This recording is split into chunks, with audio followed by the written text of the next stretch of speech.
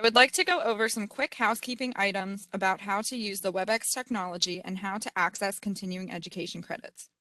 First, we would like to encourage you all to participate in today's webinar via two methods. If you have questions for our presenter or are experiencing any technical issues, please use either the chat function or the Q&A panel to communicate your questions. Our presenters, Thomas Freese and Beth Rutkowski, will leave time at the end of the presentation to answer questions. Feel free to submit your questions via the chat or Q&A box at any time. This webinar is approved for 1.5 PCB and/or NADAC credits, which are free. You can also request a general certificate of attendance at no charge. Please take note that it will take up to 48 hours for your CEUs to be available in your MyIRETA profile because we have to cross-check your attendance on the webinar. After the webinar, you will receive several follow-up emails. The first will be an email with a link to the evaluation. The second will have information on how to access your certificate of attendance and continuing education credits through your MyIRETA account. We may send you an additional email to remind you of the evaluation. I would now like to introduce today's presenters. Thomas E. Freese, PhD, is the co-director of UCLA Integrated Substance Abuse Programs and co-director of the SAMHSA-supported Pacific Southwest Addiction Technology Transfer Center, HHS Region 9. Beth Rutkowski, MPH, is the Director of Training of UCLA ISAP and co-director of the PSATTC. Dr. Freese and Ms. Rutkowski co-chair the ATTC Stimulant Workshop with Jeanne Pulvermacher, Master of Science from the Great Lakes ATTC HHS Region 9. Okay, Beth and Tom, if you are ready, I will hand things over to you. I'm also going to launch a poll question to get started. Thank you very much, Marla, and thanks for the introduction. Sorry we put so many acronyms and difficult names in our bios. You did a great job with those. Beth, you're going to start us off today, and let's get going. Oh, we're waiting for the poll question. Thanks, Tom. Hi, everyone. It's nice to be here with you today. So you should see a polling question on your screen that's asking you to answer a question. What percentage of your patients use cocaine and/or methamphetamine? So is it less than 10%, 10 to 25%, 25 to 49%, more than 50%, or I don't know?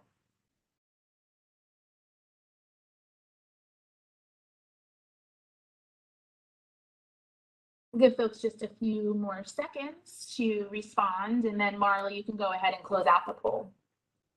Sure thing. Thanks. Let's take about 30 more seconds. If you haven't answered already, please do so now.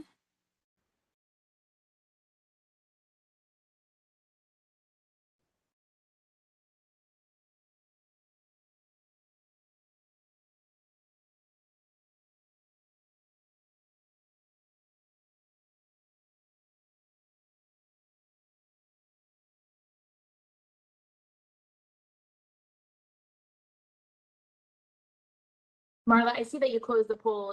Are the results going to broadcast, or do you have to tell us what they are? I'm going to launch those right now. Okay. Thanks. All right, so a lot of you did not answer, but of those of you who did, responses really varied, kind of across the continuum. We asked that question just to get a sense of your experience with working with people who use cocaine and methamphetamine. So thank you for responding to that poll. So today's webinar is actually a second part from a webinar that we first presented in partnership with IRETA back in January of this year. And that webinar was really meant to provide participants with an overview of the scope and impact of stimulant use, with just a little sneak peek into some of the behavioral interventions that have been found to be effective. And so today we're going to do a little more of a deep dive into those behavioral treatment interventions and talk a bit more about recovery supports. Neither Tom nor I have any relevant financial relationships to disclose. There are a lot of people to thank for today's webinar. Thank you to Jess and team at IRETA for inviting us to come back and do this Part 2 webinar. We owe a lot of gratitude to our ATTC Stimulant Workgroup, who helped us to develop a lot of today's materials. And then we have specific colleagues, Rick Rawson and Nancy Roget and Jim Peck from either from UCLA, the University of Nevada in Reno, or UVM. So we really have 3 goals for today's webinar. We'll start with just a brief review of some of the findings related to the brain's ability to recover after stimulant use is stopped. We'll spend most of the presentation talking about evidence-based behavioral interventions, and we'll spend a lot of time talking about one in particular, which is contingency management, and then a few others that have also been found to be effective. And we'll end the session with a discussion of recovery supports for people who use stimulants. So just in case you weren't with us for part 1 back in January, we're going to do just a very quick refresh of the impact of stimulants on the brain. Last time for part 1, we showed a lot of data that showed the impact of cocaine and methamphetamine use across the US. And what we see from the indicator data is that all of the indicators, all the major indicators, so treatment admissions, law enforcement indicators, hospital admissions, overdose deaths are all on the upward climb across the US. The methamphetamine that's being used today is very different from the methamphetamine that was available even a few short years ago. And it's really been labeled as meth 2.0. Mine and Tom's colleague, Larissa Mooney from UCLA, did a presentation a few months ago where she talked about meth 2.0. And really what we're seeing now today is an extremely pure version of methamphetamine that has a very high addictive potential. It's produced in mass quantities in Mexico, and then it's imported into the US in the same distribution channels that we see heroin and cocaine distributed. It's relatively inexpensive, readily available, and easily accessible. So in order to understand how methamphetamine and cocaine impacts a person's brain, it's first important to understand the natural reward, or the dopamine, the impact of dopamine on natural rewards. And so anything that causes you to feel pleasure happens because of a release of dopamine in your brain. So really anything that feels good, taking a walk on the beach, watching the sunrise, having a delicious cheeseburger, having sex, anything that feels good because dopamine is released in your brain. So this study looked at the impact of natural rewards on dopamine levels inside the brain. So these are animal studies looking specifically at rats. So on the left side of the slide, you have a rat who was in an empty box, and the rat was hungry and was then allowed to come into a feeding box. And what you see is once the hungry rat ate some food, the basal dopamine, like the baseline level of dopamine in the rat's brain increased from a baseline of about 100 up to about 150. When you look on the right-hand side of the slide, you see the impact of sex on dopamine levels. And so you had in this study, there was a female rat and a male rat who were brought together to do what sex-deprived rats will do, and we saw a spike in dopamine from that same baseline of about 100 up to about 200.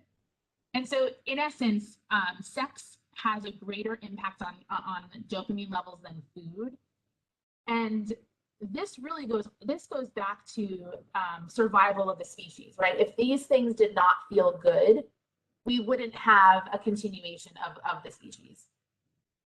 Beth, your audio is actually cutting out quite a bit, and it looks like there's some connection-related issues.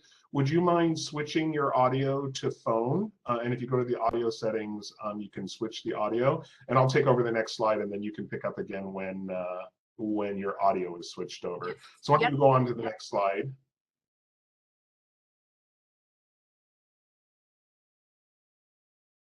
Oh, sorry, Tom. Go ahead. Thank you. As Beth was saying, Oh shoot, we're getting a box in front of it. I'll just talk about it and we'll deal with that later. As Beth was saying, there is significant effects on dopamine from anything that is pleasurable, and we know that substances that people use are highly pleasurable. And so in the upper left-hand box here, you see alcohol and its impact on the dopamine system. And for comparison purposes, the little pink line on the y-axis there is the sex response. And you see with alcohol, you get about the same level of response as you get from sexual behavior. Now, if you engage in sex and while you're using alcohol, you don't just get the same effect overall, you get a cumulative effect so that the two together are better than either of them individually. It's why people often like to have a little bit of buzz on from alcohol when they engage in sexual behavior. The exact same thing with nicotine. Nicotine is stimulating and yet relaxing because it stimulates the dopamine response. And again, you often see a pairing of nicotine for instance, after a sexual interaction or after food, because it prolongs and intensifies the dopamine effect with that. And we see something similar from opioids as well. But when we get to the stimulants, we get an even bigger effect with effect sizes that are about almost 2 times what we get from the sexual response from cocaine, and many, many more times the impact with methamphetamine, as much as 13 times what we get from just normal dopamine transmission. There is nothing that equals the dopamine response, the pleasurable response that we get from any other chemical or natural phenomenon as what we get with methamphetamine.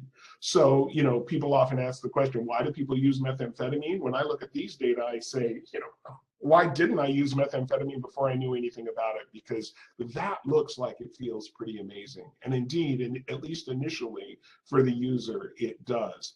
However, there's an impact across time, and that's what we're going to spend a lot of our time talking about today. So I'm going to turn it back over to Beth, who's hopefully got that audio reconnected, and we'll continue that discussion. Great. Thanks so much, Tom. Can you all hear me okay now? It's much better, Beth. Thank you. Yeah, so much for those practice sessions you do in advance of the webinars. Sound was fine a half an hour ago. So thank you for jumping in for a minute, and sorry for the audio issues. So we're going to spend just a few minutes talking a little bit more about the cognitive and memory effects related to stimulant use. This will be a review for those of you who were with us back in January. So when looking at the cognitive impact of methamphetamine use in particular, this is a study that was done by Dr. Nora Volkov, who is the director of the National Institute on Drug Abuse, and her colleagues back at the turn of the century. So what they were doing is they were looking at motor activity and memory. So on the left-hand side, you see brain scans of normal control. So those were individuals who were enrolled in the study whose brains had not been exposed to methamphetamine. And what I want to call your attention to is those brightly colored shapes in the center of the scans. That is the brain's reward center. And when you see colors like red and orange and yellow, it means that there's normal activity occurring in that part of the brain. So in this case, dopamine was functioning normally. On the bottom slide, or on the bottom image, you see the brain scan of a methamphetamine user. And so what you see there is that the colors are more muted, right? There's more blues and greens and less of those bright orange and red and yellow colors. What that's showing you is that the dopamine transporter system in a person who's using methamphetamine is down-regulated. It sort of is turned off, so to speak. How does that impact motor activity and memory? So on the right-hand side of the slide, you see 2 tasks that Dr. Volkov and her team had folks do in this study. On the top is a time gait study, which really is a simple task that asks people to walk from point A to point B, and they test how long it takes for that movement to occur. what we see is that among those people who were using methamphetamine, it took them longer to complete that task, right? So it took them longer, depending on the level of dopamine activity in their brain, it took them longer than the controls to complete that task. So from a practical implications perspective, motor activity is slowed down as a result of using methamphetamine. On the bottom of on the right-hand side, you see a memory task. So it was a delay recall test where Dr. Volkov and her colleagues provided the participants with a list of unrelated words. So so words such as house, boat, sky, flower, and they received a whole series of words. And then after a certain time, they had to recall back the words that they could remember. And again, what we see is that among those people who use methamphetamine, they were able to recall fewer words than their non-using counterparts. From a treatment perspective or a treatment implication perspective, folks who are recovering from methamphetamine use or who are engaged in treatment have a hard time remembering things. So it's not as if they're choosing not to remember. Their brains are impacted in a way that they're unable to recall words. When you think about what's done in the context of treatment, there's a lot of talking that occurs, right? So you have individual sessions with your therapist, you have group counseling sessions with groups of individuals, and there's a lot of talking that happens. And so what we found is that some ways to help folks who are, especially who are early in their treatment experience, showing them pictures is helpful, or having them write things down, or giving them a reminder card, or giving them printed materials that they could refer back to. So it's not all reliant on them remembering the words that were spoken to them. A little more, this is some new research that was done by Fitzpatrick and colleagues looking at the cognitive deficits among people with a methamphetamine use disorder. And what they found was that methamphetamine use was associated with impulsive decision-making and disinhibition. And that the greater the disinhibition, it was really associated with longer periods of methamphetamine use. And we know that when you're working with folks who are using methamphetamine, the emotional parts of their brain are hyperactive. So they're feeling all kinds of different emotions at very high levels, whereas that higher level, executive level decision making that occurs in the prefrontal cortex, that executive center of the brain, is impacted in a negative way. So they're unable to make good decisions, or they're unable to have that sort of higher level judgment. We thought it would be helpful to talk briefly about co-occurring disorders, and so looking at the prevalence of psychiatric disorders and methamphetamine use disorder. And a lot of times when we do longer presentations for providers, there's always questions about, what comes first? Does the person have a primary psychiatric disorder that's causing the symptoms that they're experiencing, or is it methamphetamine induced? So the bottom line is that it's hard to know at first. When you're first presented with someone who is experiencing anxiety and high rates of depression, and they're using methamphetamine, it's hard to know, is it the methamphetamine use that's causing the psychiatric issues, or is it a primary psychiatric disorder that is that led to them starting to use methamphetamine? The bottom line from a treatment perspective is you treat the symptoms, right? So if someone comes into treatment and they are, they're experiencing psychiatric symptoms, you treat the symptoms, right? And over time, you'll be able to parse out whether it was a primary substance use disorder or a primary psychiatric disorder. Just a little more data around the co-occurrence or the comorbidity of psychiatric and substance use disorders. So this is data from a national survey. It's an epidemiologic survey that's done, and it looks at the prevalence of co-occurring disorders. So if you look first at individuals who had a lifetime mood or anxiety disorder, about 20% of those folks also had a substance use disorder. And if you flip it and you look at people who had a substance use disorder at least once in their lifetime, there were high levels of both mood disorder and anxiety disorder. If you look a little more at some other comorbidity, psychiatric comorbidity, so 56% of folks who had bipolar disorder and almost 50%, so 46% of patients with schizophrenia had a co-occurring substance use disorder, and compared to 15% in the general U.S. population. And we saw that more than 60% of people who were receiving inpatient psychiatric treatment had a current or previous substance use disorder. So what we know is that across the board, we see very high levels of co-occurring psychiatric and substance use disorder, and these same statistics bear out when you look specifically at stimulant use disorder. When you think about folks who are engaged in care and have a dual diagnosis or have more than two diagnoses, we know that if someone is diagnosed with both a mental health disorder and a substance use disorder, overall their illness is at a higher severity level, and treatment adherence is more difficult for them than as compared to people who had a mental illness alone. And we know that there's more research that needs to be done when dealing with these complex patient populations, because what happens is oftentimes if you're doing medication research, for example, one of the exclusion criteria for studies often is co-occurring disorder. So if you have a co-occurring psychiatric and substance use disorder, you're excluded from the trial altogether. So the bottom line with this is more research is needed to really understand the connection between psychiatric disorders and substance use disorders.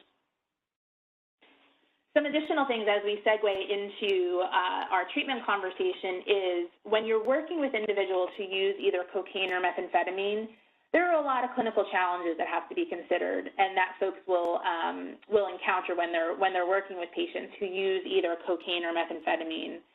I already talked a little bit about the poor judgment or the impulsivity that we see with people who use stimulants. I also talked a little bit about the cognitive impairment that we see, both in terms of motor activity and memory. Then you also have issues of things like anhedonia, which is an inability to feel pleasure. When you talk with folks who use methamphetamine or cocaine, and they've entered into treatment or they've stopped using the drug and they're engaged in care for their stimulant use disorder, they talk about feeling gray or not being able to feel any type of pleasure. That's a major issue that needs to be identified and then dealt with, because it could be a trigger for them to return to use if they continue to not feel well. And continue to not be able to feel pleasure, they may return back to their stimulant use. And then there's some other things on the slide as well that are related to the clinical challenges. Beth, before you move on, one of the clinical challenges I wanted to talk about just for a second is that overdose issue, which there's been a lot of talk in the press recently about the overdose connected particularly to fentanyl use. And we do see in the opioid epidemic, more and more of the opioid overdoses are specifically related to synthetic opioids like fentanyl.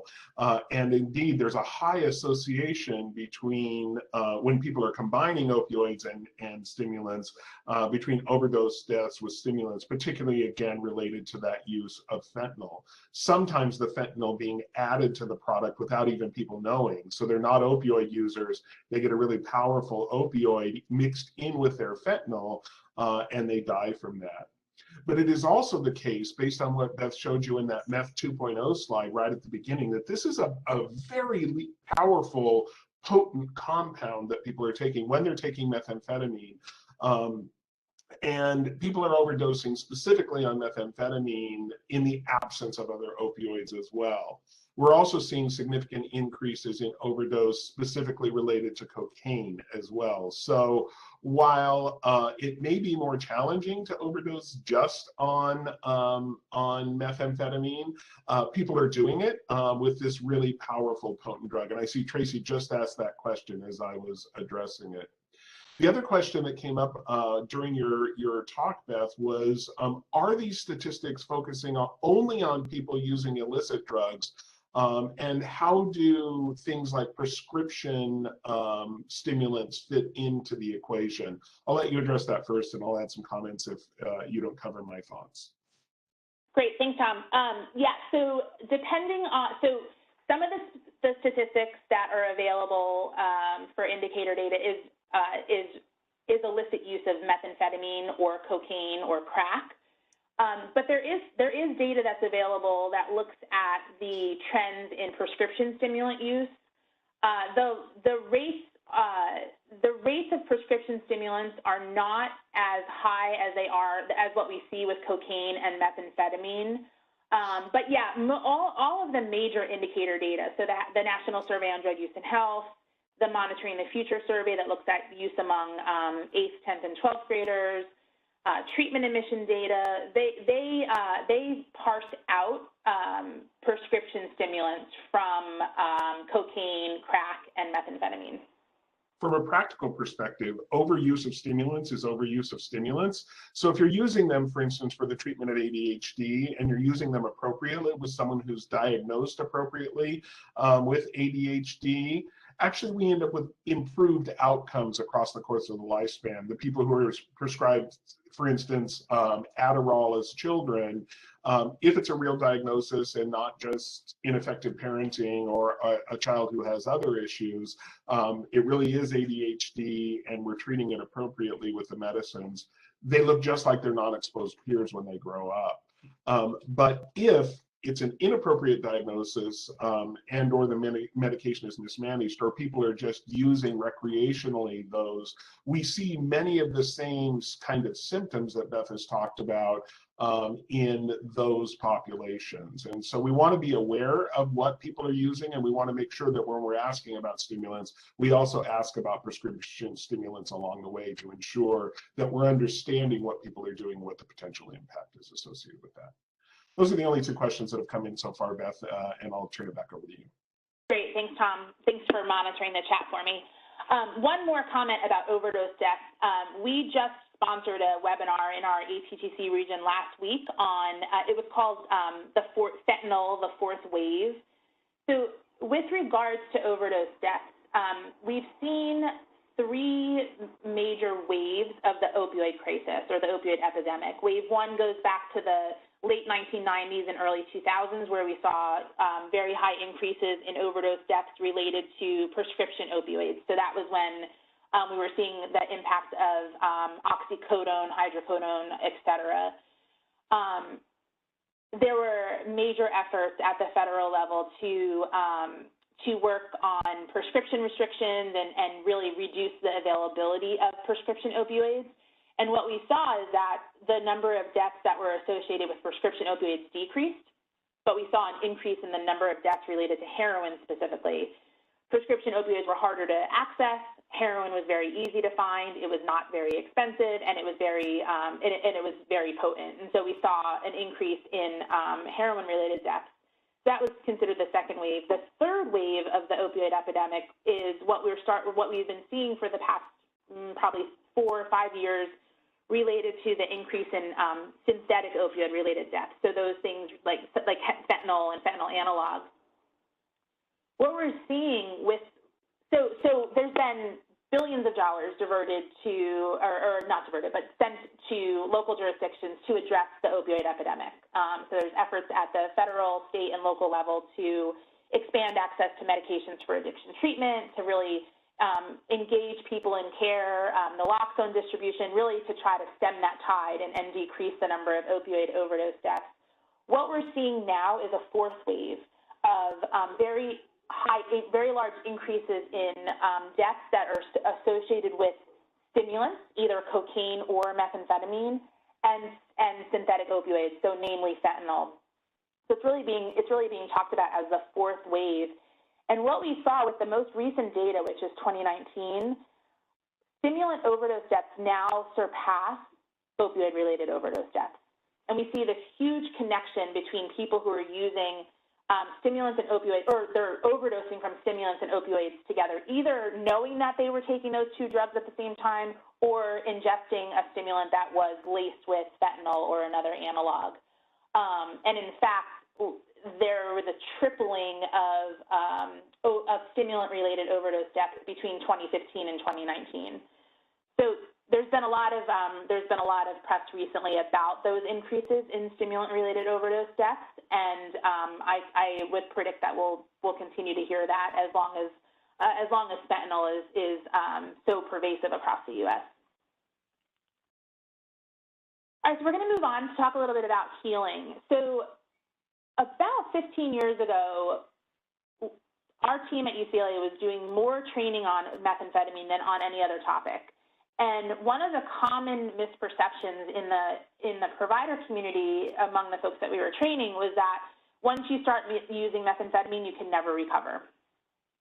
And what we know from the science as well as from clinical experiences is that's just not true. The brain is able to heal from methamphetamine use and from cocaine use. It just takes time.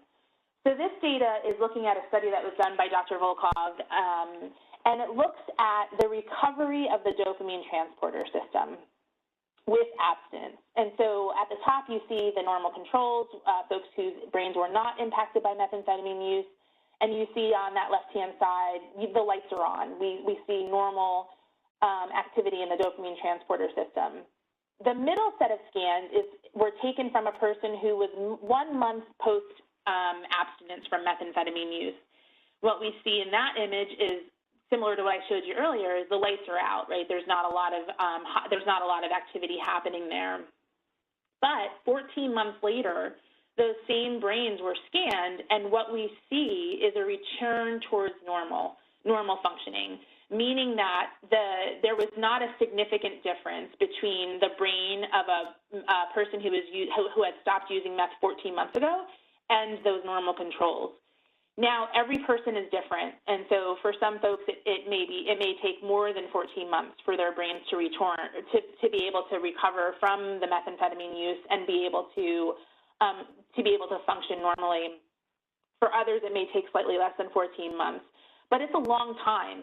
And when you think about the average length of stay for people who are engaged in care, whether it's residential treatment or intensive outpatient treatment, we often don't have the opportunity in a publicly funded treatment system to interact with folks for 14, 16, 20, 24 months, right? We have much lower lengths of stay. And so this data really highlights the importance of continued engagement with folks. So beyond that active treatment experience, keeping people engaged in care, connecting them with recovery supports, encouraging them to go to see their medical providers on a regular basis, because it's going to take them a long time to feel better.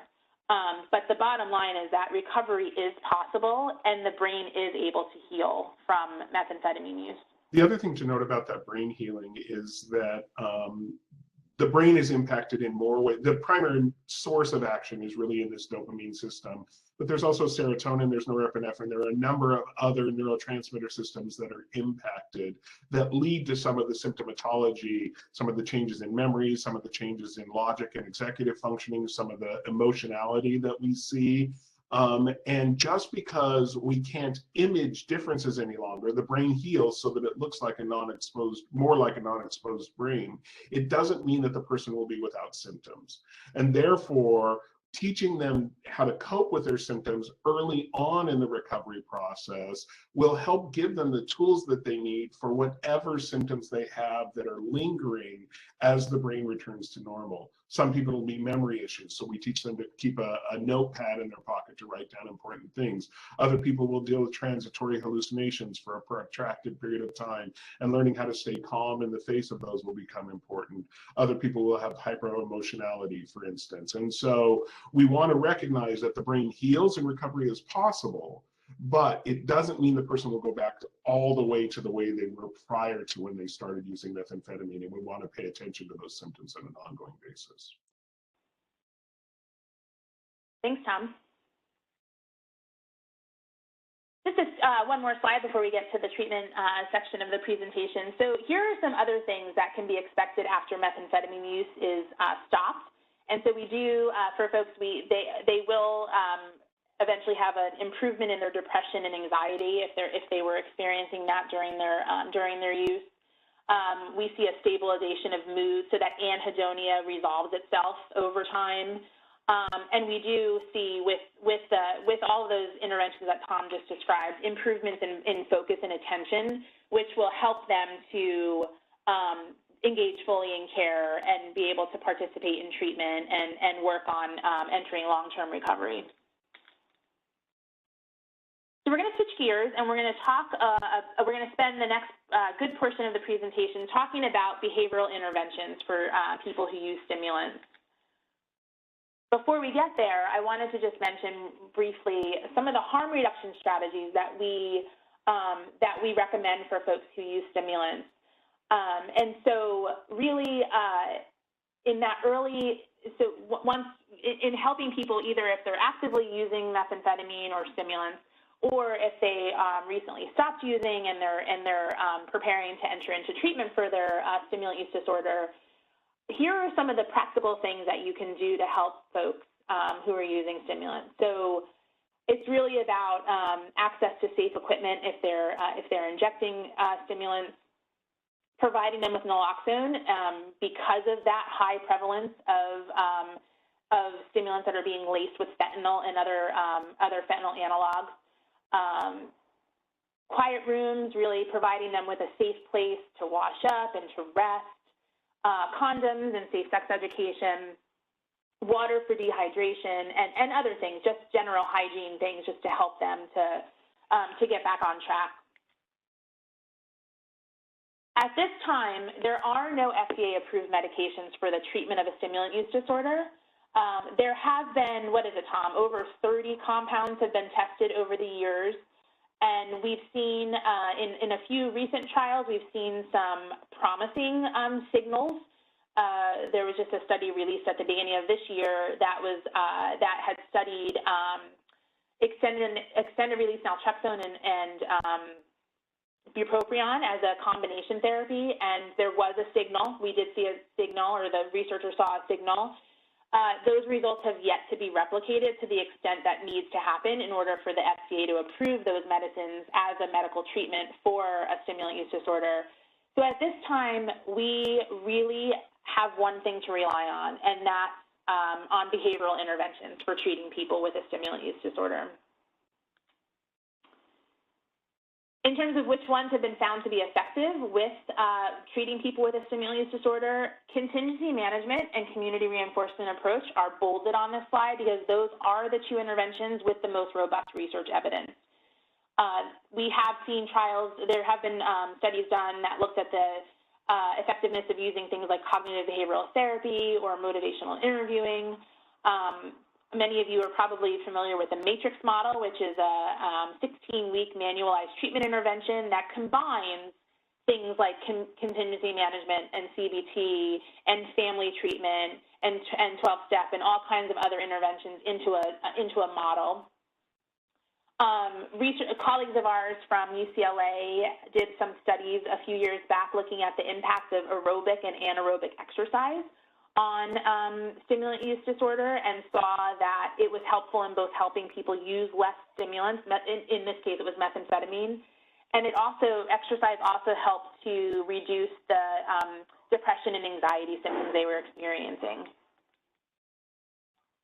So in looking at the psychosocial interventions that have been tested for cocaine and psychostimulant amphetamines, the next few slides are going to show you some of the research evidence. And so this first slide focuses on two studies that are about 10 to 13 years old, and they were meta-analyses that looked at results of studies that have been done in the past related to treatments for cocaine and psychostimulant use. These two trials found that contingency management showed better results in both reducing dropouts from care, from treatment, and also lowering stimulant use. Crescenzo and colleagues back in 2018 did another meta-analysis, and this one focused on 50 studies with almost 7,000 patients, And they looked at 12 different interventions, psychosocial interventions for cocaine or amphetamine. And they too found that, well, in this case, they found that a combination of contingency management and community reinforcement approach were the most efficacious and acceptable treatments, both in the long term and short term. Just last year, Brown and DeFulio they did a meta-analysis of 27 studies, and they found that contingency management in particular had benefits in several different areas. It helped with drug adherence. So for folks who had been diagnosed with HIV, it allowed them to adhere to their antiretroviral regimen at a higher level. It helped folks to engage and utilize other treatments, so medical care and other types of ancillary services that were available to them. And it also reduced high-risk sexual behavior, which helps to lower the rates of HIV in the community. Their recommendation was that there should be a prioritization of adopting contingency management. And then just this year, this is brand new research from Bensley and colleagues that looked at almost over 150 studies of almost 16,000 research participants. And they found that only contingency management was significantly associated with an increased likelihood of having a negative test result, so a negative urine sample for the presence of cocaine. So again, they too concluded that contingency management programs were associated with a reduction in, this was cocaine use in particular, or cocaine use specifically. So I'm going to go ahead and I'm going to turn things over to Tom, and he's going to walk us through a deeper dive into contingency management. Thanks, Beth. So as Beth indicated, contingency management seems to be the most effective overall with stimulant use. So we're going to spend quite a bit of time focused on contingency management. And Beth, I'm seeing several boxes overlaying the presentation. So I'm not sure if something is popping up on your end, but if we can reduce that, that would be great. Let's go on to the next slide.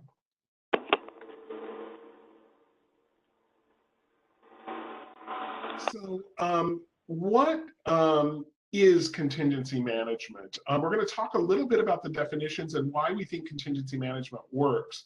Then we're going to talk about a real issue with implementing contingency management, which is the Office of the Inspector General and some rulings that they've made about use of incentives in treatment that's covered by Medicaid. Then we'll go on and talk specifically about some of the things to consider in implementing contingency management. The purpose of this piece of the training is not to teach you to do contingency management, but to highlight all of the things that you need to consider and to give you some basic overview of how to implement a program so that as you seek out additional training and additional structure, you kind of have an overall sense of where to go and what to consider. So contingency management is a technique of systematically employing a positive reinforcer in order to encourage the likelihood of a behavior being repeated. And in this case, those behaviors that we're going to focus on are those that are specifically related to moving toward recovery or reduction in use of methamphetamine. So most commonly, the research has been done where vouchers or specific prizes are earned for providing methamphetamine negative urine samples or cocaine negative urine samples. And in doing that, we have a real indication that at least for the 3 days prior to that urine test being collected, no methamphetamine was being used. And so we're reinforcing them for not using. In most contingency management protocols, we start with a small amount for the first instance of the behavior that's provided that we're reinforcing, and then we gradually increase that amount in order to increase the value of those incentives and to actually increase the value of abstinence or reduction in use across time. The goal here is, as we showed in those previous slides, substances are powerfully reinforcing, particularly stimulants.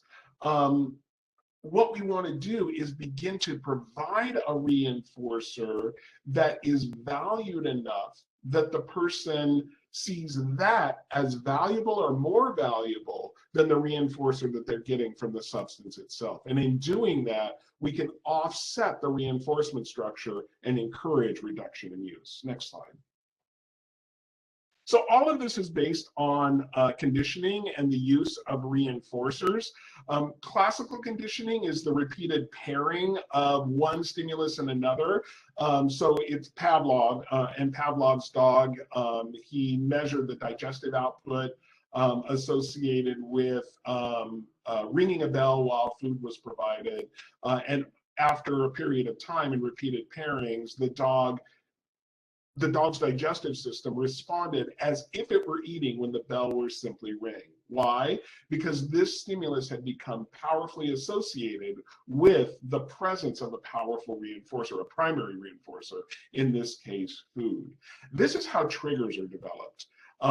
So why does someone's heart race when they go into a particular neighborhood, or do they feel like they use when they enter or begin to approach a using site? It's that connection between a particular non-related stimulus and the impacts of the drug. That is not how contingency management works. Next slide.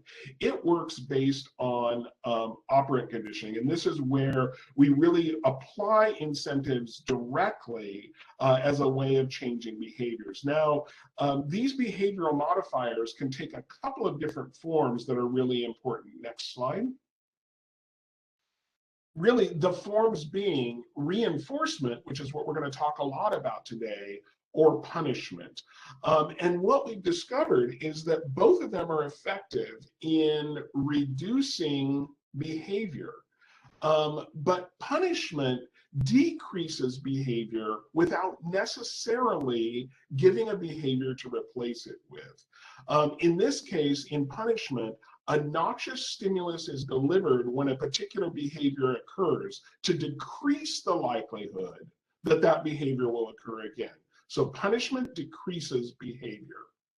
It doesn't then say, so now that you've decreased that behavior, you should do this thing instead.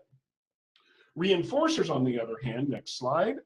Reinforcers, on the other hand, are applied when a particular behavior occurs that you want to see increase.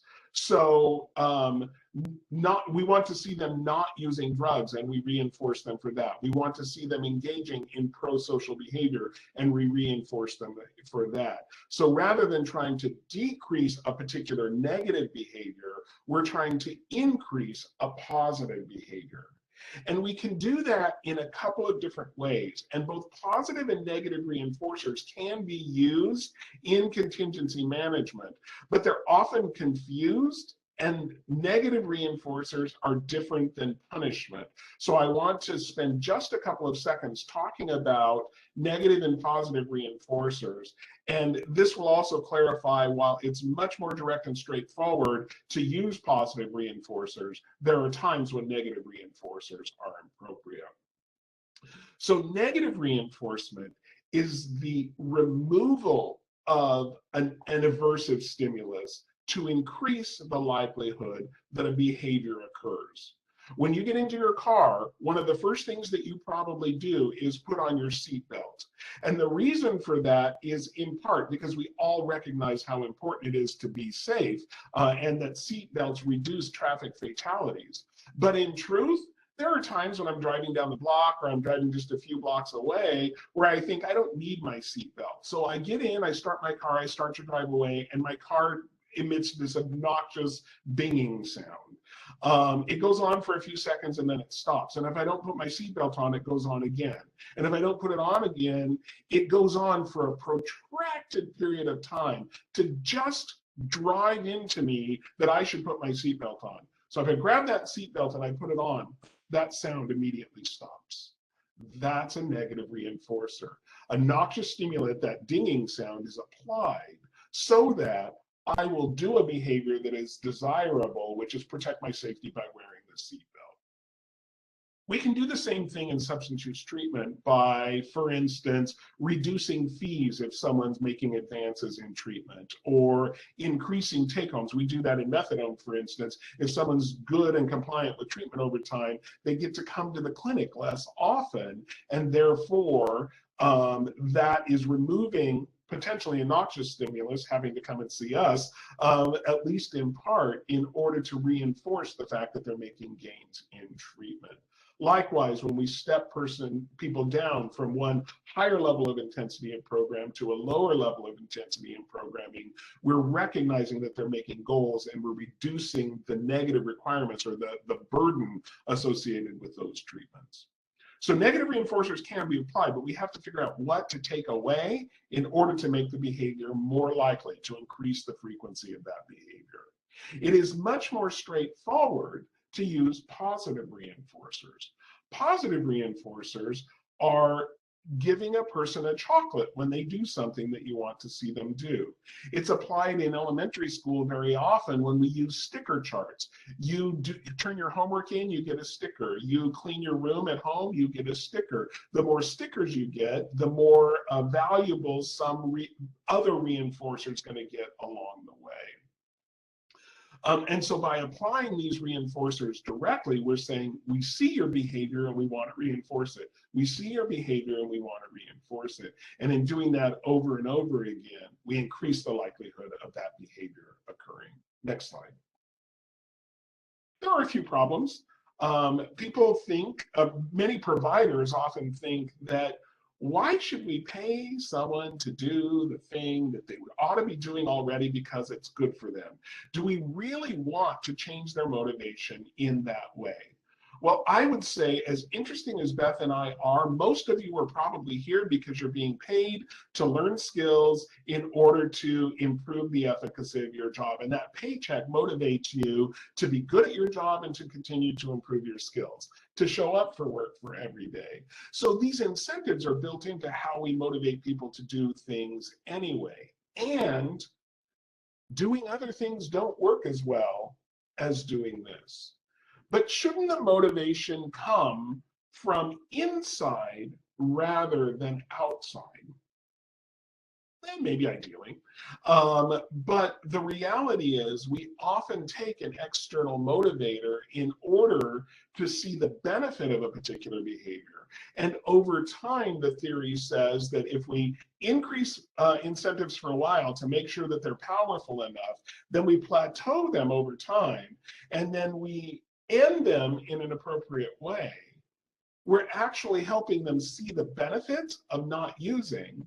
And in doing that, over time, those external motivators will gradually move internal as their life gets better, as they get more income by having an appropriate job, as their relationships get better, etc. So the motivation will move from an exterior one to an interior one. The question of where funding comes from incentives is a really interesting one. There are states that are writing it into their Medicaid waiver plans as a way of providing that reinforcers. Programs can use fee income, etc. It is not without complication, though, and that's one of the things that we're going to talk about. Next slide. In fact, the Office of the Inspector General, there was a whole period of time in the late 2000s and early 2010s when there was a whole bunch of Medicaid fraud discovered. The OIG came down pretty hard and appropriately on many programs that were just billing inappropriately. They were incentivizing people to come into their programs. They were doing all kinds of things. And so as part of that, one of the OIG rules, the Office of the Inspector General again, was that you can't incentivize people to come into your program so that you can do more Medicaid billing and therefore make more money off of Medicaid. As the reality of that came to fruition, people began to ask, how does this affect contingency management? Where indeed we're incentivizing people to participate in treatment and to make pro-treatment decisions and behaviors while engaged in care. So the OIG looked at it and in 2020 came out with what they called the final rule. Next slide. And basically what they said is that it is a violation of federal law to commit fraud, abuse, or offer kickbacks or for patient incentives in Medicare or state-funded health programs. And so SAMHSA, among others, came up with this idea that if we limit the overall value associated with the incentives that are being offered, we actually limit the risk and the amount of, in essence, kickback that's being perceived, and therefore we eliminate this issue of Medicaid fraud. It actually doesn't turn out to be that. It doesn't matter whether it's a penny or $500 that you're offering them. If it's being used inappropriately, it's inappropriate to use and it's a violation of federal law. But it's led to lots of confusion in the healthcare system across the board and in the payer system across the board. There is no rule that says $75 is the right amount. There is some interpretation that it mitigates the overall risk, and it may indeed do that. But it is not a correct interpretation of the OIG final rule. Contingency management may be launched at using that $75 at what's really ineffective levels, and therefore it would be inappropriate to use that because we know that it's probably not going to work. It's going to damage the reputation of what really is an effective clinical tool, and therefore it's inappropriate to implement in that way. Next slide. So the OIG never said $75 is the right amount. That's the ultimate upshot of this. But what we do need to pay attention to is what are we using as reinforcers, and how is that being tracked and monitored to make sure that we're not doing it to really incentivize people to come into our program so that we can bill higher Medicaid and Medicare costs associated with them, and that we're documenting in such a way that we're certain that staff are not engaging in quid pro quo kind of relationships. I'll give you an incentive, you turn it into cash and give it back to me. I'll give you an incentive and we'll turn that into some other form of inappropriate relationship, be that fiduciary, sexual, or other quid pro quo kinds of interactions. We know it happens within the systems, and we need to make sure that we document this in such a way that we're demonstrating that we're doing everything we can to prevent fraud. Next slide.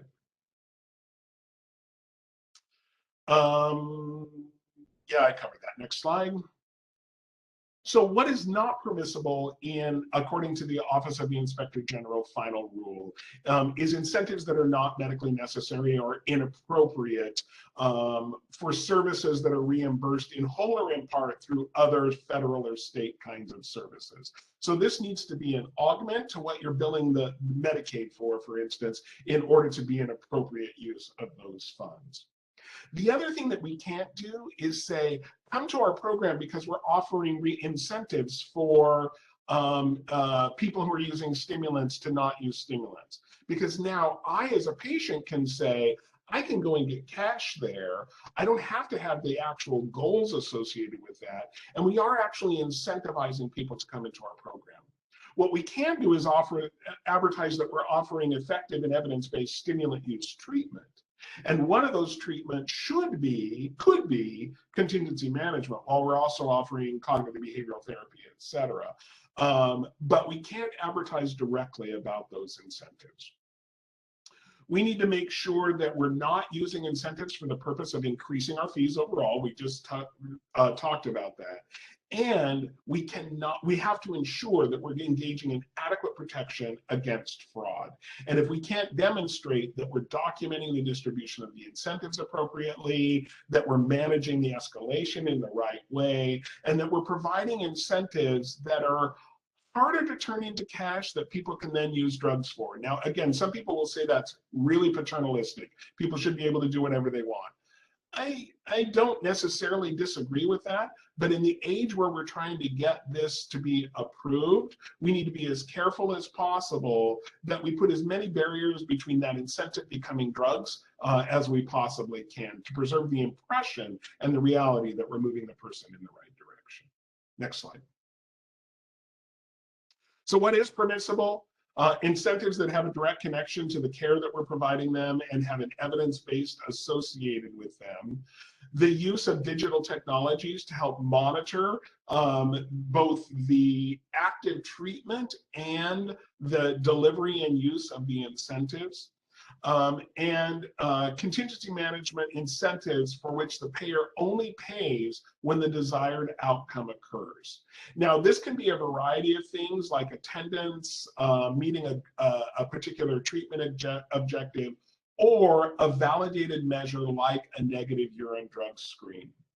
More and more as people are implementing incentive programs under the OIG final rule, it's more challenging to do things like attendance because it's more difficult to demonstrate that people aren't coming in not to not use drugs and to make treatment goals, but they're not coming in just to get that incentives. In other words, I could continue using my drugs, I could go to your program, show up on time, be there for an hour, get the incentive that you want, and go back and continue my substance use behavior. So the incentive that's being provided isn't really helping with a long-term goal of reducing drug use.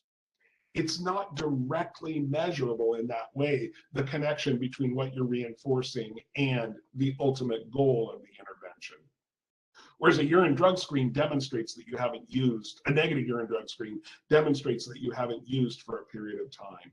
So at least to begin with, more programs are opting for directly measurable and documentable kinds of target behaviors rather than a little bit more abstract kinds of target behaviors like attendance and what that may mean. Next slide.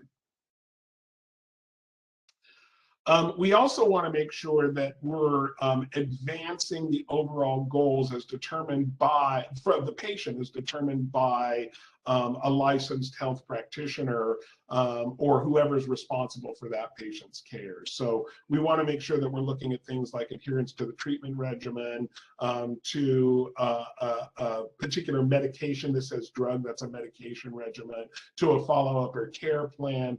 Is the person following through on what they're designed to follow through on, and can we measure the impact on their overall health of that target behavior? And if we can, we've set up an appropriate contingency management protocol. Next slide. The other thing that we need to be very careful of is contingencies that can be transitioned to another form. We want to motivate behavioral change. We don't want to necessarily create token economies that can be used in other ways. So choosing those behaviors carefully so that we're always operating in the benefit of the patient and toward treatment goals becomes really, really important. Next slide. So important considerations. $75 is not set in stone. In fact, it's nowhere in the OIG final rule, and it can't be defined as CM because none of the research that was done used $75. They used much higher incentives overall. Over 50 to 100 years of evidence have been, 50 years of review and over 100 peer-reviewed publications have demonstrated that incentives of $100 to $200 per patient per month, with some maximum incentives of somewhere between $600 and even up to several $1,000s a month, are effective uses of CM where the incentive is enough to counterbalance the incentive from substances. We need to do a cost-benefit analysis and make sure that our incentives are not too high, but they're high enough. Contingency management is the only evidence-based approach effective for stimulant use disorders, as evidenced by the research that Beth reviewed. There are other things that have added benefits on top of that, but this is the most powerful benefit.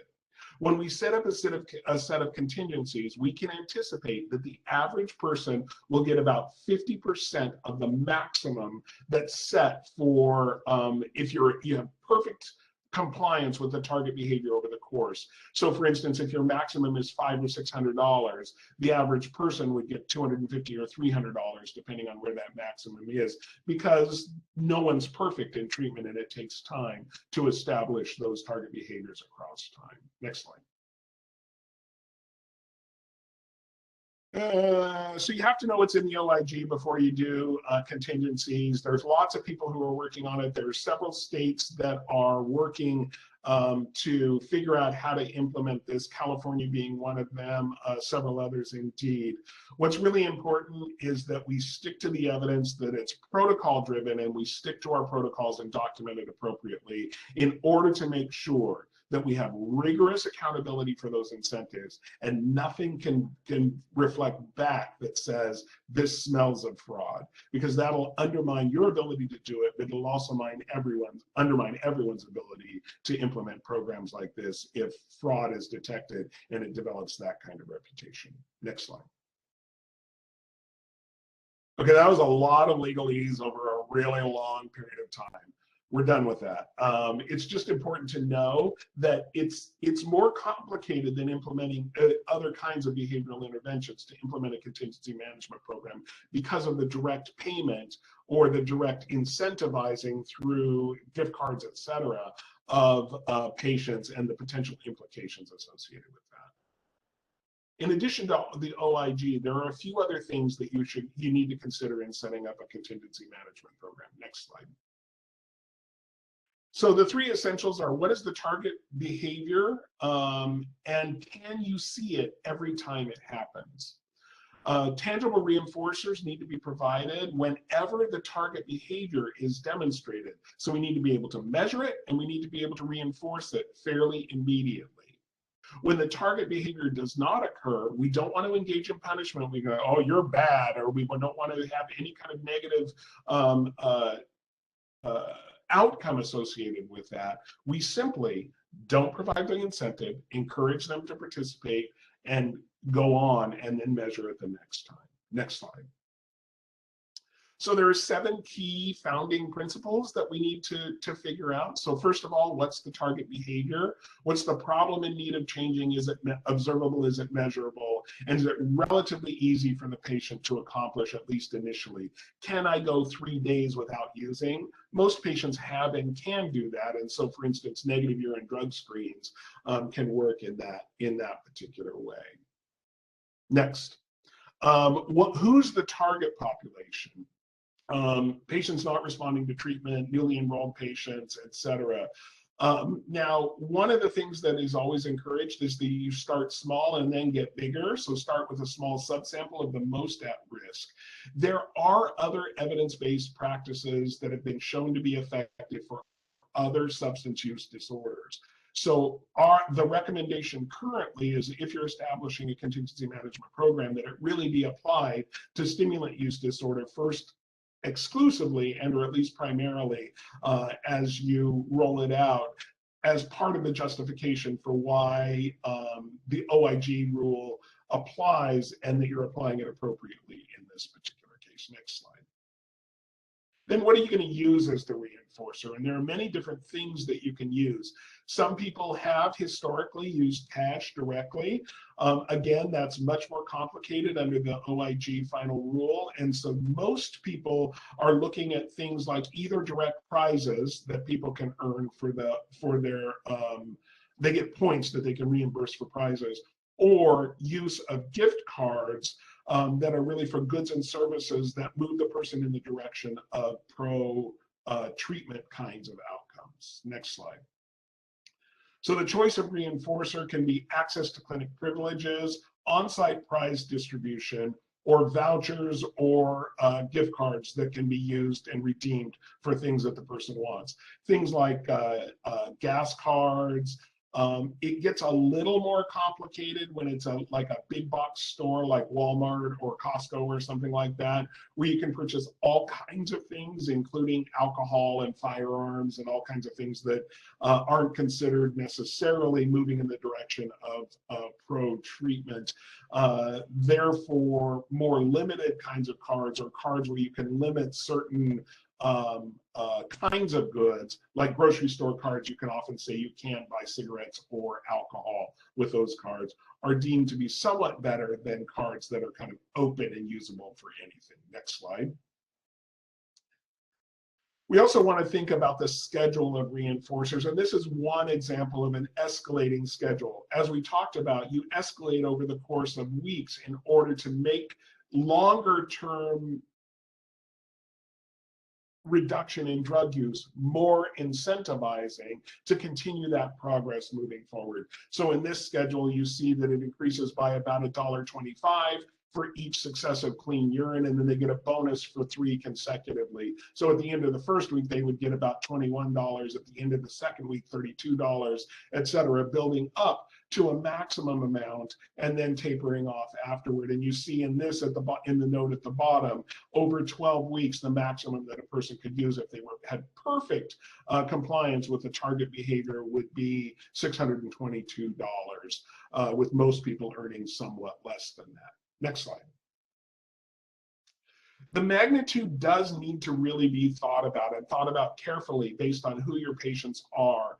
But it's really interesting that when they did a study with cocaine, and they asked people, if you were to be given X amount, would you not take your next hit of cocaine? Would you accept this amount versus taking your next dose of cocaine? And the answer was actually fairly small. It was like $2.50 in the study, if I recall directly, that people would say, yeah, if you gave me $2.50, I wouldn't take that next dose of cocaine. And so we can start small and build up.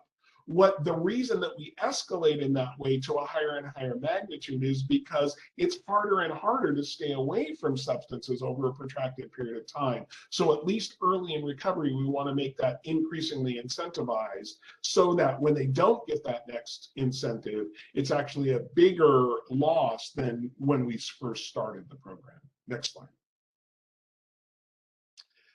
The other question that you need to decide is how often to do this. In most of the research with stimulants, it's they've done urine drug screens 3 times a week, Monday, Wednesday, and Friday. In doing that, you get kind of a continuous read on whether people are using or not, and a missed visit or a refusal to provide a urine sample would be considered a positive in terms of the incentive distribution, and they would not receive incentives on that particular day. Many programs now are looking at twice weekly urine drug testing, et cetera, but figuring out a reinforcement schedule that brings the person in often enough that we're distributing those incentives regularly without being an overburden to the patient or to the program becomes really important. Next slide. And then finally, two more, the timing of the incentives, we want to make sure that it's as close to us observing the behavior as possible. Now with urine drug screens, the person hasn't used over a particular period of time, which we're not seeing. But as soon as they provide that urine and demonstrate that they're negative, we want to give that reinforcer as close to that time point as possible. So doing it remotely without some sort of mechanism to get that reinforcement to them right away becomes really important. So use of an app or a remote pay technology, for instance, opens up the door to be able to do this kind of incentive more remotely. Next slide. And finally, how long do you do this? And we want it to be long enough that we get the incentive benefit that we want and that they can see the development of natural reinforcers. Most of the studies have gone on for like 12 to 16 weeks in the research, but there is some variability, but you do need to make decisions about how long that's going to be. Next slide.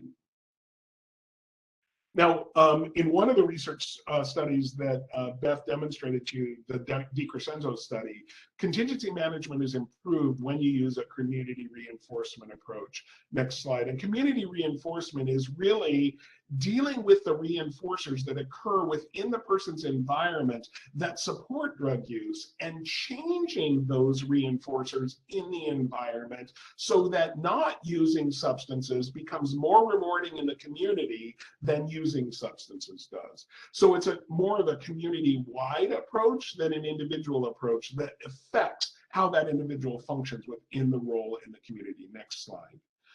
So it's complicated to implement. It involves behavioral skills training with the person, social and recreational counseling to get them into more pro-social, less drug-using kinds of events. It may involve marital therapy, motivational enhancement or motivational interviewing, job counseling, relapse prevention strategies, etc. And again, that combination with contingency management seems to increase the impact of community reinforcement approach and contingency management collectively. Next slide. So there are a number of studies that have been done that show that this works. I'm not going to review those again. I'll let you review them on your own in the interest of time. Next slide. And there are a few programs that have been done like the matrix model. It's probably the most widely studied treatment model with methamphetamine users. The problem with the matrix model is it's a hybrid model.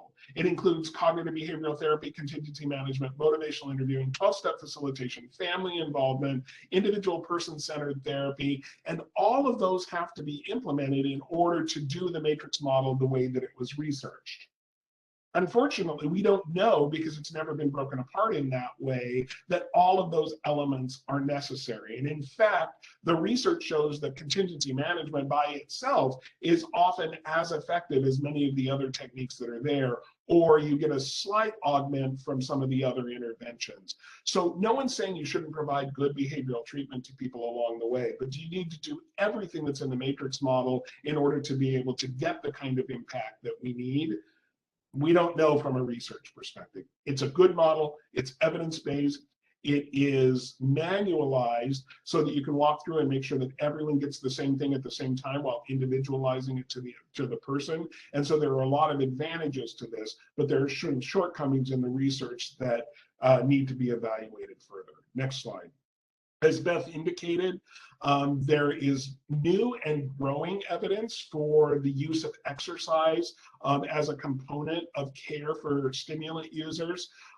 In a study that was done by our group, Dr. Rawson at UCLA, they found that people engaged in exercise versus a health education group who were getting the exact same treatment, otherwise a good cognitive behavioral intervention.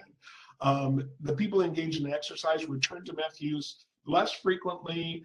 They had lower use episodes when they used, if they were in the exercise group, and they had fewer positive urines during the course of the treatment than the people who were in the education group.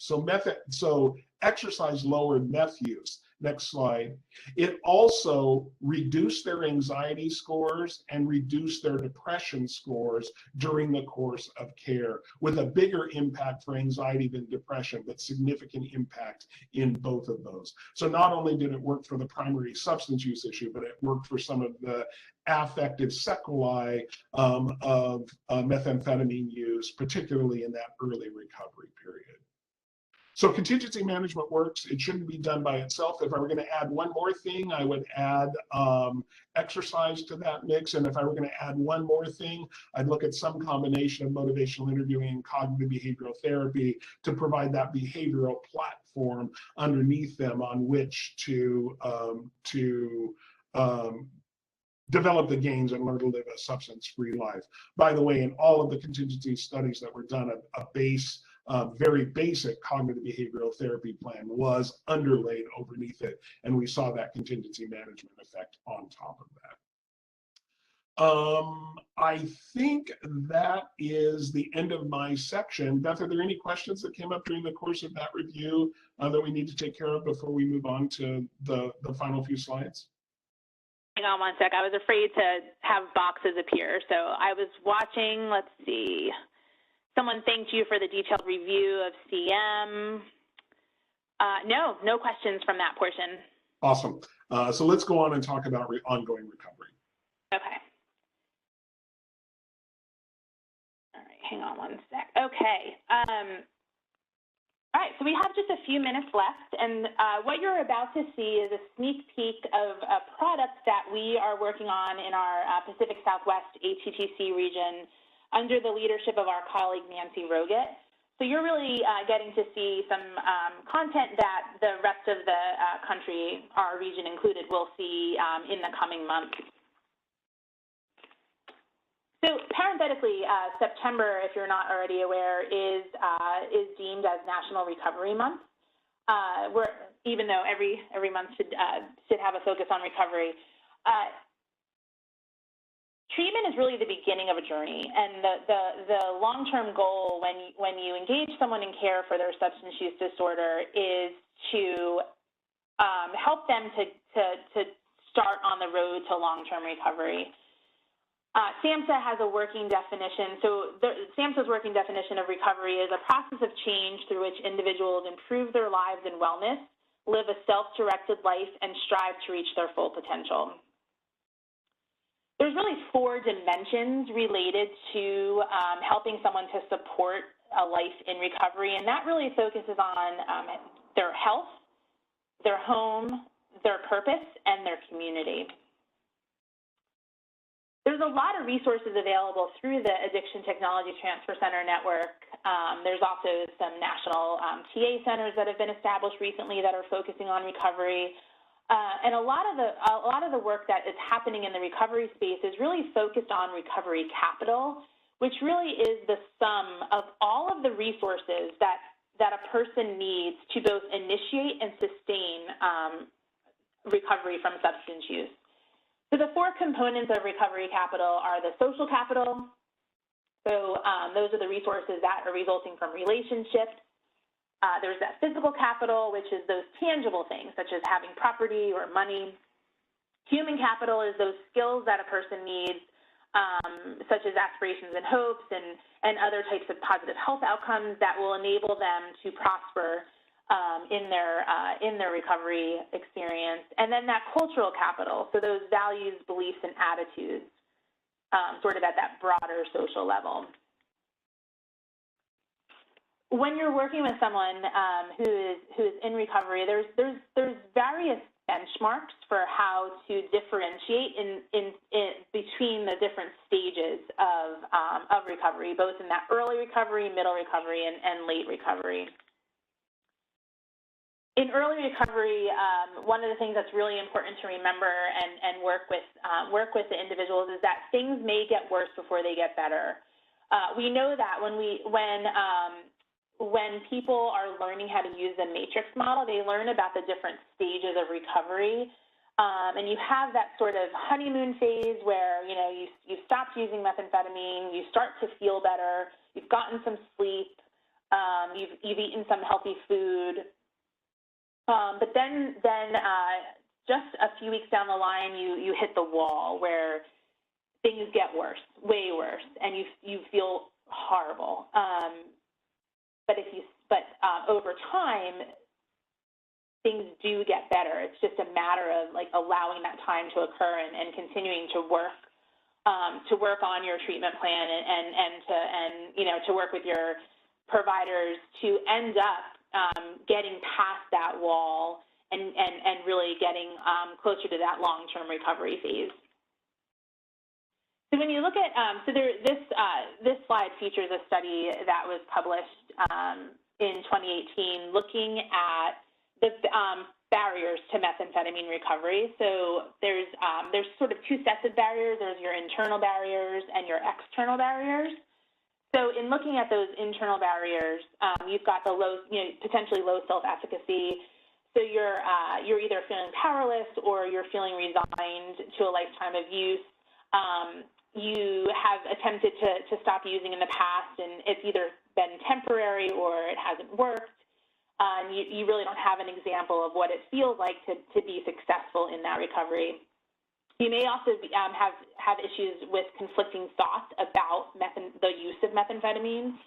So feeling conflicted about either your ability to abstain from meth use, your desire to sustain recovery, but that desire to use, so that ambivalence about stopping your use.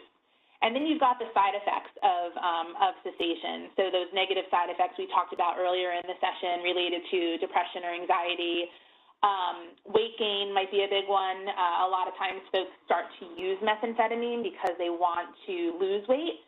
And as they continue on with their use, they experience excessive weight loss. And when they stop using and they are engaged in a treatment program and they start to feel better, the weight is gained back. And so having to deal with the issues of why I started using and what's happening to me once I stop using could be quite challenging in an early recovery standpoint. Some of the external barriers to recovery from methamphetamine might be just the lifestyle that you were living when using methamphetamine. So having to give up your friends or having to give up those activities that were tied to your use of methamphetamine. You may also be dealing with family members or friends who are hindering your ability to recover, whether there's a lack of support or there's this feeling of being isolated and not really having the support that you need to be successful. And then you've got the difficulties with treatment, so whether it's cost, the cost associated with accessing care. Maybe it's the fact that if you're in a program and you're trying to work, the sessions are conflicting with when you're supposed to be working. And then you've got that sort of underlying issue of stigma that we all have to be very aware of and work to decrease in the work that we all do to help folks who are experiencing that stigma from their substance use. 12-step involvement has been associated with greater rates of abstinence from both alcohol and drugs. This slide just shows you some of the research that's been done around the benefits of 12-step involvement. And then there's also the availability of recovery community organizations. So you all may be familiar with RCOs that are available in your local area, but they're independent nonprofit organizations that are available to the community, and they help to provide the support to the individuals to allow them to engage in recovery activities as they move forward. So in conclusion, the availability of stimulants is widespread. We see increasing rates of cocaine and methamphetamine use all around the country.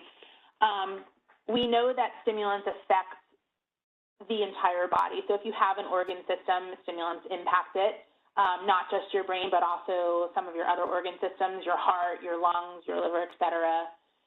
We know that the brain does have the ability to heal from stimulant use. It just takes time. We don't have any medications available yet, but we do have the behavioral interventions that Tom spoke about, specifically contingency management, and we know that recovery is possible. So we encourage you to access some of the information that we have available. The first bullet is we'll direct you to the ATTC network, where we have a whole suite of training materials available on stimulant use disorder. Because we only have about 4 minutes left, and I want to take care of a couple of important questions.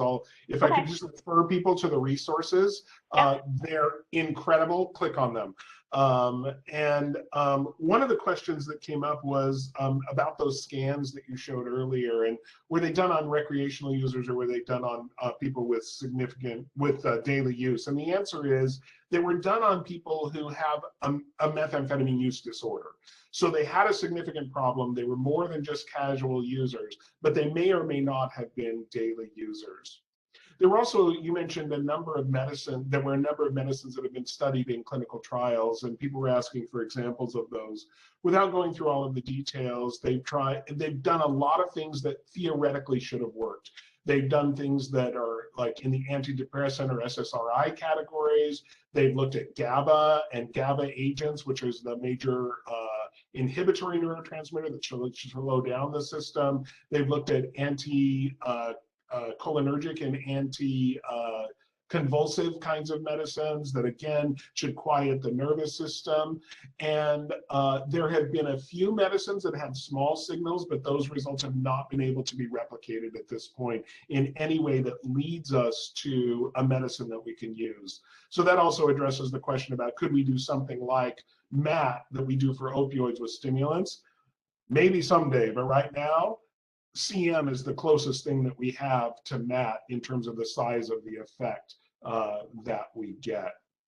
Oh, Tom, one thing about that.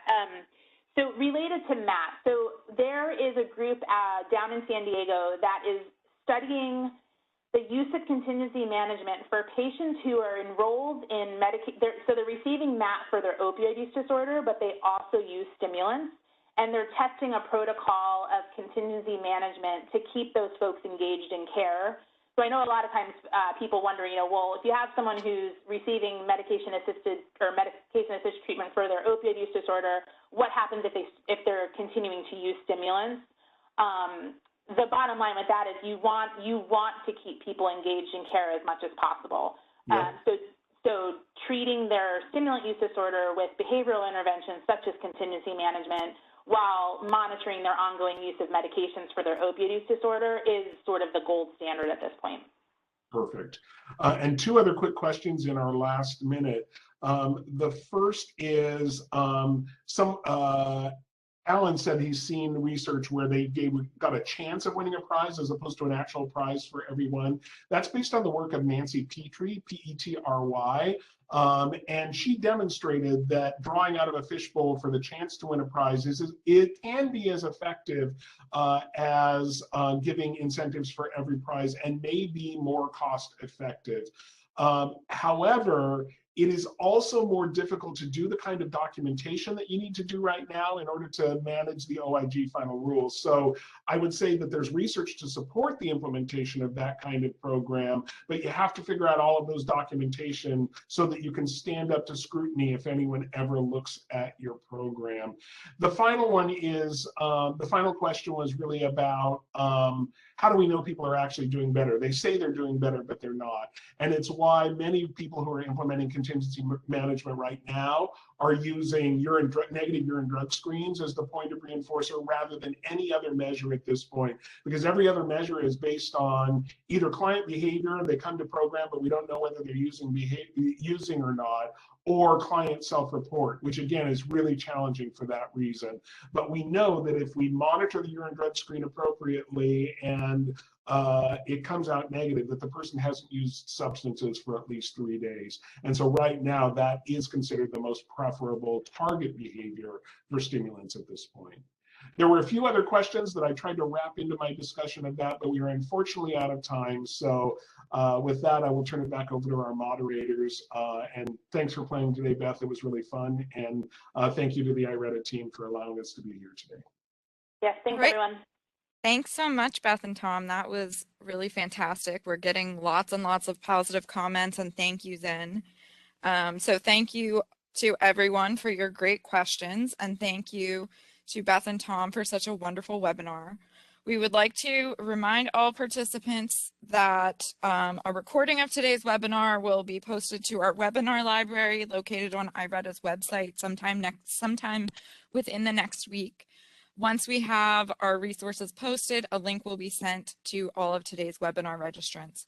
I now want to remind you of our evaluation and CEU process. You will receive several follow-up emails from us. The first email will include a link to the evaluation, and the second email will include step-by-step instructions on how to obtain CEUs. Please note that it will take up to 48 hours for your CEUs to become available because we have to cross-check your attendance records within our system. We would like to specially request that you fill out our evaluation. It should take no more than 2 minutes of your time. And again, we would like to thank everyone for taking time out of your day today to participate. If you have any questions at all, please email us. The email address is info@ireta.org. And with that, I just want to share that we will also be posting a shareable slide set that you can access through our website or through the email we send out in a week about the recording. But anyway, with that, I will conclude the webinar. Thank you so much, everyone. Thank you, Tom and Beth. Have a wonderful rest of your day.